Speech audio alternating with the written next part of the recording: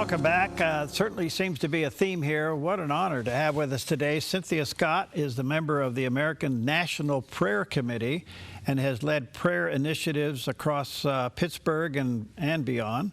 Passionate about honoring God and praying for revival in America. She has written numerous prayer guides and is the author of a new book entitled Celebrating God, Our Founder, at America's 250th birthday. You can go to godourfounder.com is the website, and there's a picture of that landing page. Cynthia, good to see you. How are you today?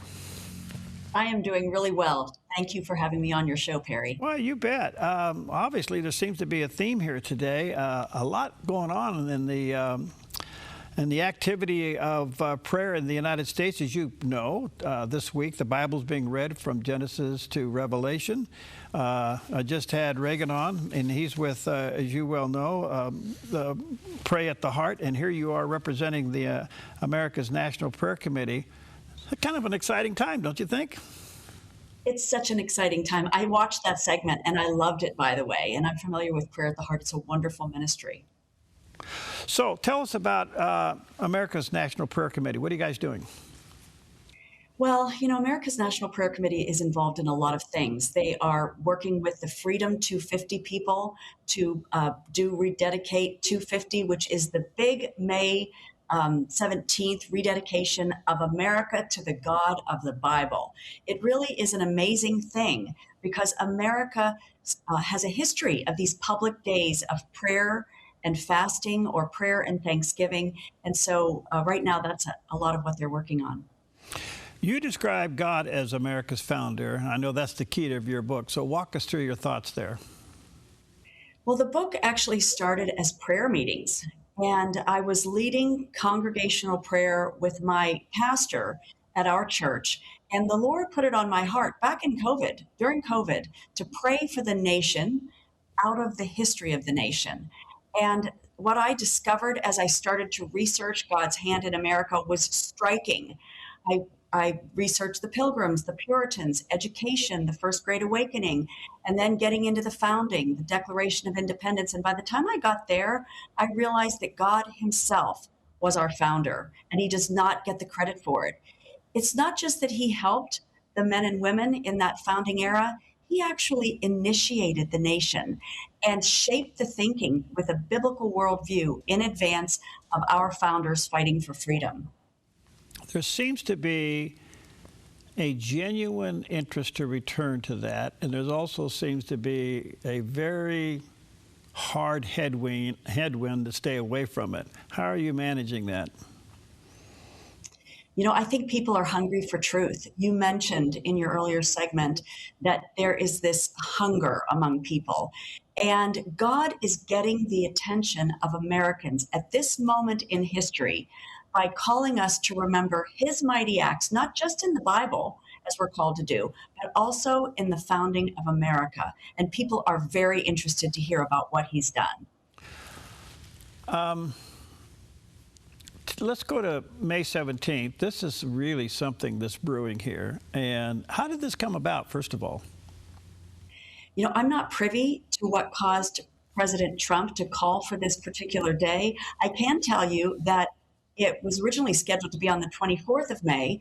There was a conflict, and it was moved to the 17th, which happens to be the 250th anniversary of the date of the continent of the first Constitutional Congress. I'm sorry, the first Constitutional Congress meeting. And so it's a really important date.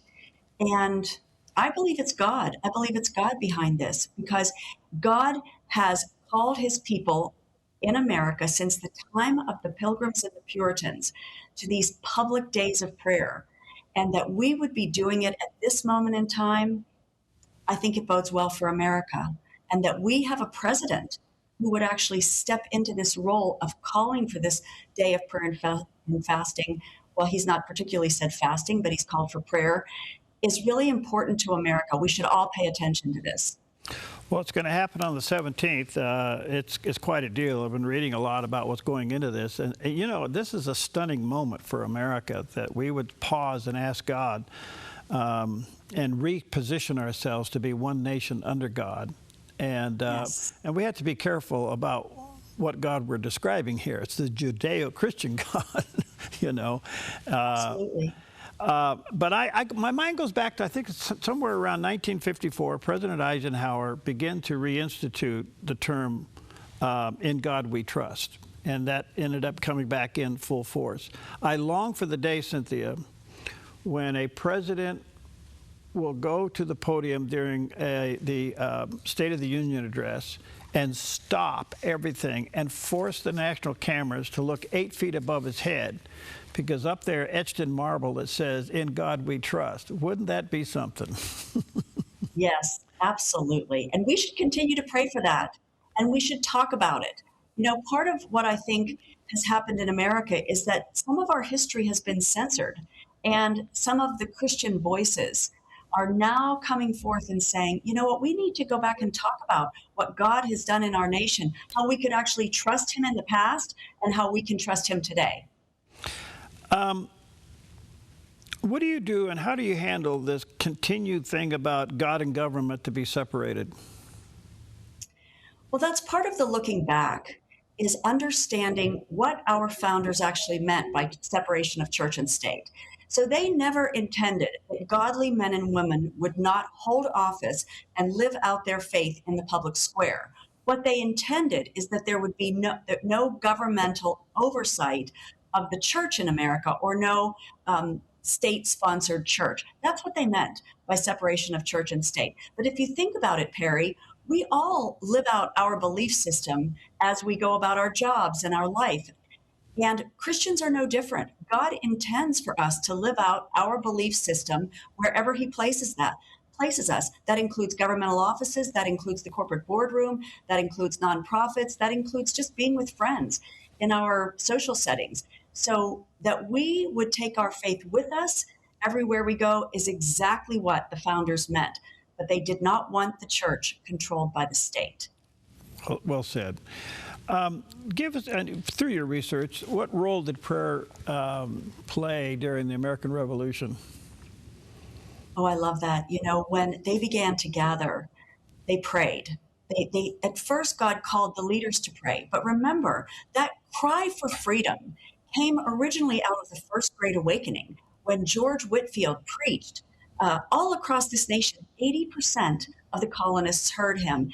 And in churches, they were praying. You know, as I mentioned, throughout our states and throughout the colonies before they became states, the governors would sometimes call for days of prayer and fasting. And there's an incredible example. On April 19th, 1775, the Battle of Lexington, we know what happened in Lexington. But what most people don't know is that 1 month earlier, Governor Trumbull of Connecticut, knowing the tensions in the colonies, called his state of Connecticut to pray. And the date he chose was April 19th, 1775. So we see that God was actually preparing the colonists and shaping the battles through prayer. All right, let me take a break here. First of all, where can they get their book? You get your book? On Amazon. The book is available on Amazon or at Redemption Press. Okay, it's entitled Celebrating God, Our Founder at America's 250th Birthday. There's a picture of the cover of the book, of course, red, white, and blue, by Cynthia Scott, and you can go to the website, godourfounder.com, and there's a picture of that landing page. We'll take a quick break. We'll be right back.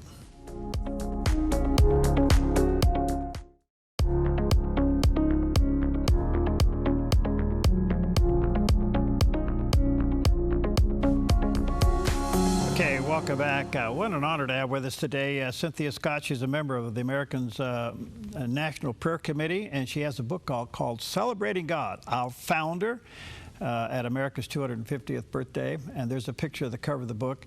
Cynthia also has a website, godourfounder.com, and there's a picture of that landing page. Again, Cynthia, thank you for your time, and thank you for writing this book. By the way, it's available online at Amazon. I'm going to come back to a subject, I'm sure you talk about this, and it's religious freedom and faith in America has been under attack. I think we can agree to that. Yes. And pulpits in America have become silent about biblical moral issues because they've been intimidated to stay away from them under the guise of separation of church and state.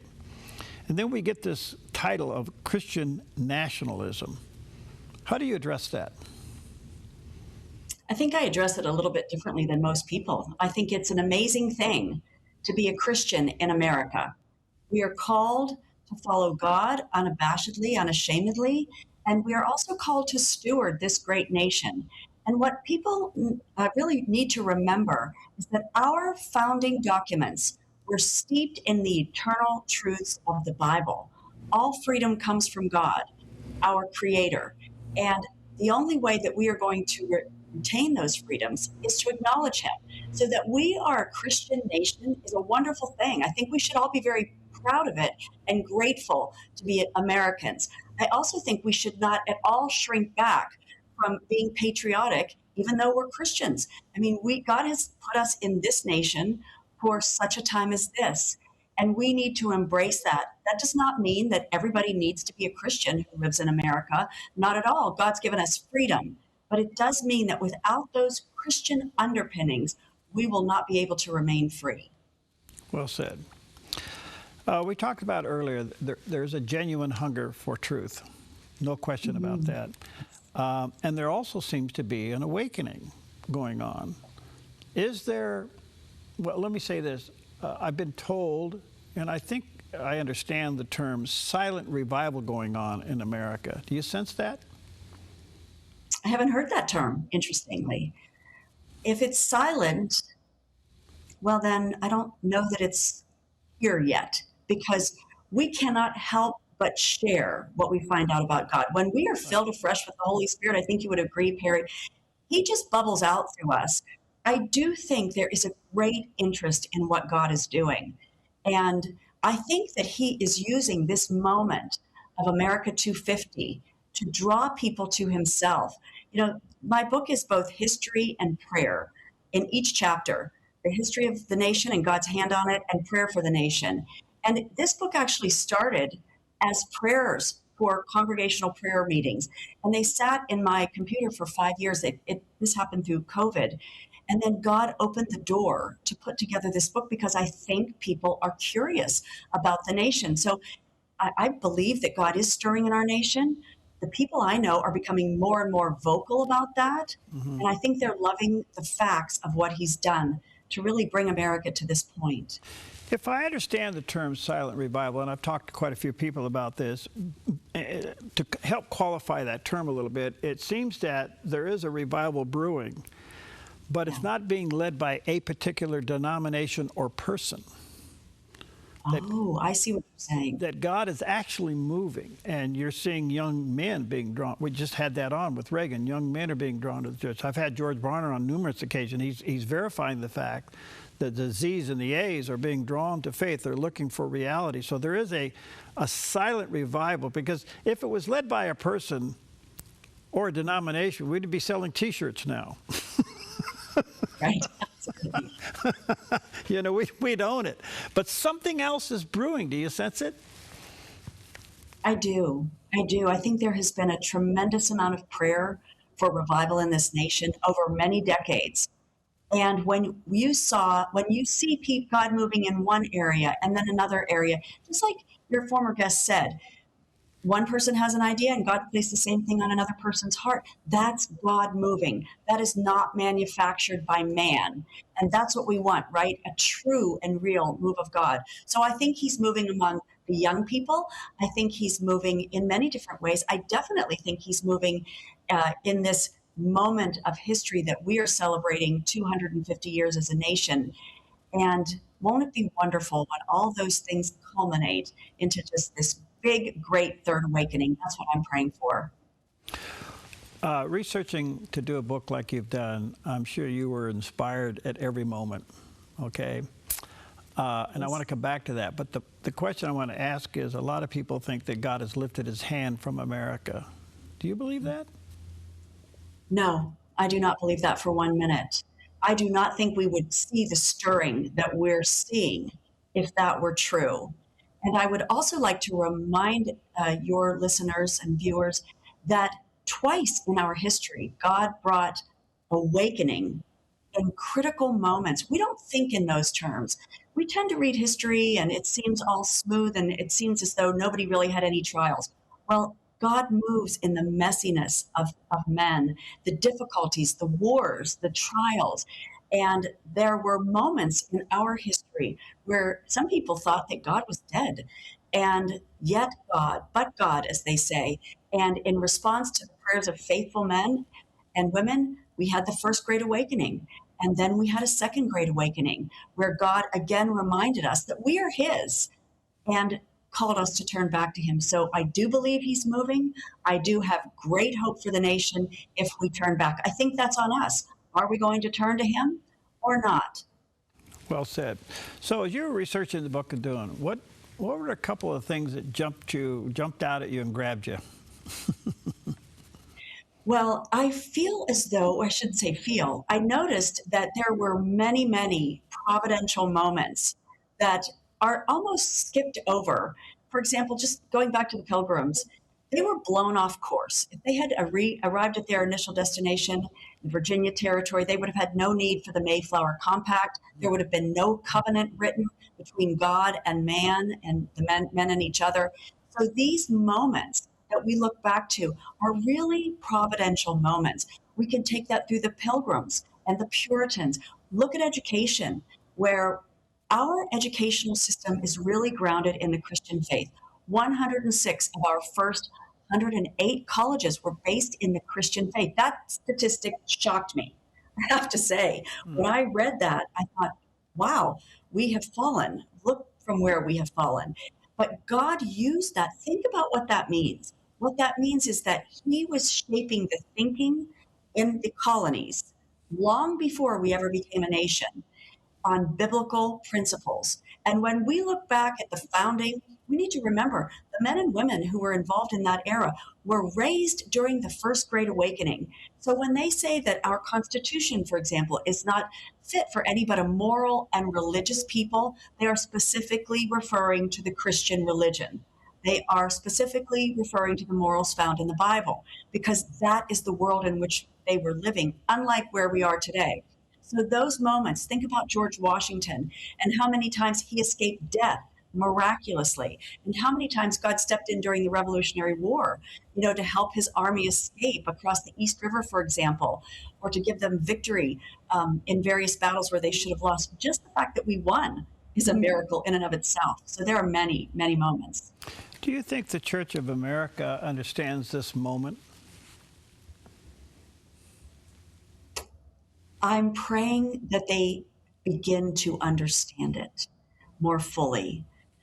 I guess I would say that many churches step back from discussing culture or governance or national issues. And it would be a mistake to step back from this moment. That's part of the reason why I wrote this book, that we would understand our history, embrace it, and seek God for the nation. So we have a choice here as the church in America. We can either step into the moment and let God work through every single church, or we can step back and miss some of what God is doing. We know in past revivals, we know even at the time of our revolution, not everybody stepped into the moment and to what God was doing. But my prayer is that every church in America will step into this moment. The reason I asked that question, Cynthia, is we head into a significant number, 250 50th birthday. And I'm sure out of this is going to come a lot of patriotism, and rightfully so. But if our patriotism isn't rooted in the Christian founding of this nation, it will quickly die. We saw that after 9/11. We saw it after other things. You know what I'm saying? So I'm hoping with the threshold that we're now crossing, where we're reading the Bible for a whole week across the nation. We got the National Day of Prayer coming. We're going to rededicate the country to be one nation under God. And then we go to July 4th. All of this has to sit on the foundation of being a Christian nation. Along with you, I hope we see this moment. I do too. And that's part of the reason that I think this book and other books that call us to prayer and to remembering our history are so important. because this is a way to meaningfully engage in this moment on a personal level first, with God, encountering God in prayer, remembering our history, rededicating ourselves individually to God. It's a place to begin this celebration because as we celebrate with fireworks and parties, we want to make sure to keep our priorities straight. And God needs to be at the very top and pinnacle of our celebrations. He needs to be remembered and honored. 1 Samuel 2:30, which is sort of the theme of this book, it says, and God is saying this, those who honor me, I will honor. And we live in a nation where God was honored in our past. And look what he did. He built the greatest nation the world has ever seen. It's now up to us to honor God, to remember what he's done, and allow him to work through each one of us personally and collectively to make sure that the future of our nation is bright and godly. 30 seconds. What do you want people to take from your book? I want them to honor God. I want them to know the truth of our history so they can defend it. I want them to know that God is truly our founder, that he loves us, and that he has good intentions for this nation. And I really want people to draw near to God personally as they read the history and pray and celebrate this momentous time in American history. So well said. All right, let me say to our viewers and listeners, go online, get the book at Amazon, Celebrating God, Our Founder, at America's 250th birthday. There's a picture of the cover. What a beautiful cover by Cynthia Scott. And then also join her on her website, godourfounder.com. And there's the picture of that landing page. Cynthia, you're an inspiration. Thank you. Thank you so much, Barry. God bless you. Yeah, thank you. And let's stay connected. And we got some great events ahead of us. We sure do. Yeah. God bless you. Thanks for your time. Thank you. Bye now.